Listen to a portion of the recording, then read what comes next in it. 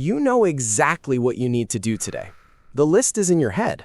Maybe you even wrote it down on a piece of paper.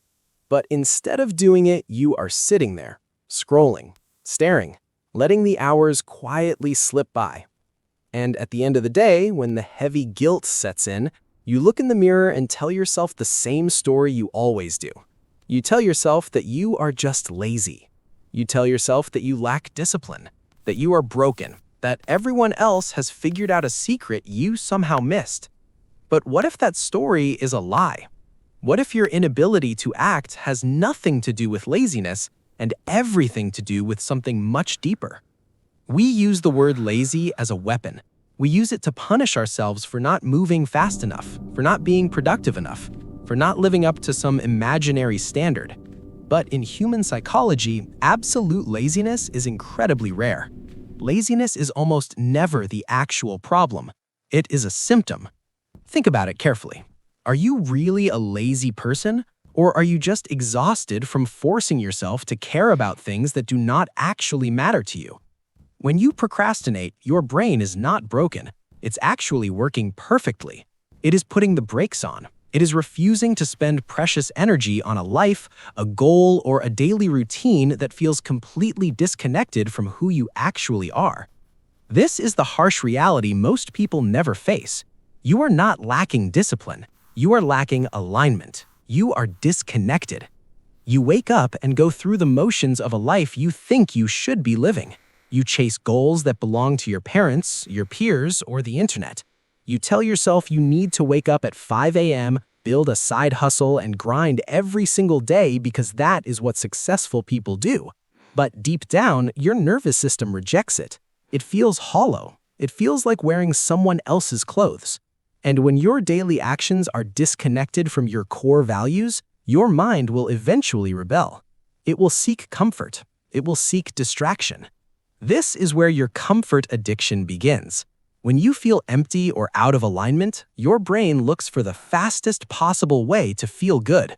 You open your phone, you watch another video, you stay in bed an extra hour, you eat something you didn't plan to eat. You are not doing these things because you are weak. You are doing them to self-medicate the quiet, persistent ache of living a life that doesn't fit you. Comfort becomes a hiding place from a reality you don't want to face. But staying in that hiding place comes with a heavy cost. The longer you hide, the more your confidence erodes. You start to believe the story that you are just someone who doesn't follow through. Your identity slowly shifts. You go from thinking, "I am struggling right now," to believing, "I am a failure." We have to break that cycle, and the way out begins with dropping the shame. Stop calling yourself lazy. It is a useless word that keeps you stuck. Instead, you need to ask yourself a much harder question. Where am I disconnected? Look closely at the tasks you are avoiding. Why are you doing them? Who are they really for? If you are studying for a degree you secretly hate, of course you are going to procrastinate. If you are trying to build a habit just to impress people you don't even like, of course your brain will resist. You have to start telling the truth about what you actually want. Not what sounds impressive, not what looks good on a screen, what feels true to you. Reconnecting with yourself does not mean you have to quit your job tomorrow or blow up your entire life. Real transformation doesn't happen in massive, dramatic leaps. It happens in very small, quiet moments. It starts with making one tiny decision that is actually yours. You need to choose one tiny thing today that aligns with what you genuinely value. If you value peace, spend 10 minutes sitting in silence, not meditating to optimize your brain for productivity, just sitting. If you value creativity, write one terrible page in a notebook or sketch something simple. Make it small. Make it so small that your brain does not see it as a threat. When you do something, anything that aligns with your true self, the internal friction disappears. The heavy resistance lifts. Discipline stops feeling like a punishment. It starts feeling like self-respect. You realize that doing the work isn't about forcing yourself to suffer. It is about honoring who you are. This is how you actually change your identity. Not by screaming affirmations in the mirror, not by forcing yourself through a brutal boot camp of toxic productivity. You change your identity by slowly proving to yourself that your actions match your inner truth. You rebuild trust with yourself one small, honest action at a time. And when you trust yourself, confidence naturally follows.